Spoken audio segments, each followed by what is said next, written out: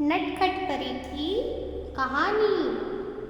एक दिन छोटी परी को पढ़ाने के लिए एक बाबा आए और छोटी परी को पढ़ने के लिए जब किताबें खोली तो छोटी परी ने अपने जादू से उन किताबों को उड़ाना शुरू कर दिया। बाबा भी बहुत समझते थे कि ऐसा नहीं करना चाहिए। अगर तुम सही से नहीं सीखोगी तो परेशानी होगी। एक दिन की बात है, छोटी परी इस बार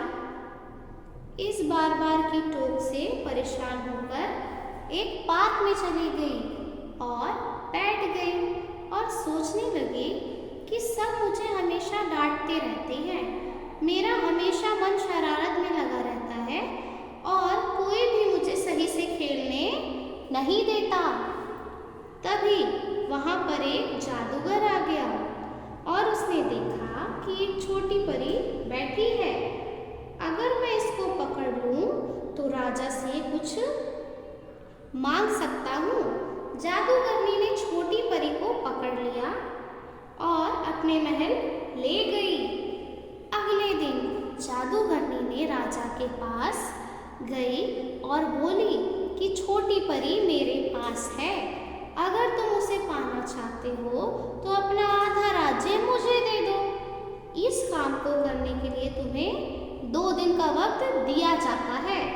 यह कहकर जादूगरनी वहाँ से चली गई, पर जादूगरनी को क्या पता था कि छोटी परी भी बहुत ही शरारत करती है और उसने जादूगर के महल में पूरी तरह से सारी चीज़ों को इधर उधर कर दिया था।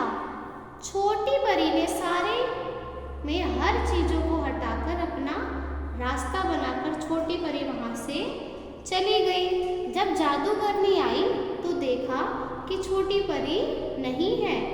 अब जादूगरनी तो परेशान हो गई, क्योंकि 2 दिन बाद तो राज्य मिल जाता, पर अब वो छोटी परी कहाँ से लाएगी। छोटी परी को जादूगरनी ने बहुत ढूंढा पर वह नहीं मिली।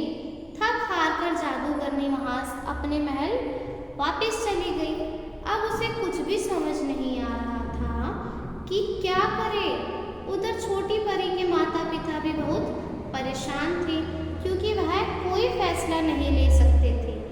तभी राजा की नज़र छोटी परी पर पड़ी और देखा कि छोटी परी उड़ती हुई आ रही है। राजा को बहुत खुशी हुई और रानी को भी छोटी परी दिखाई दी। अपनी परी छोटी परी को उसने अपने हाथों पर लिया और छोटी परी को सब लोगों को देखने लगी।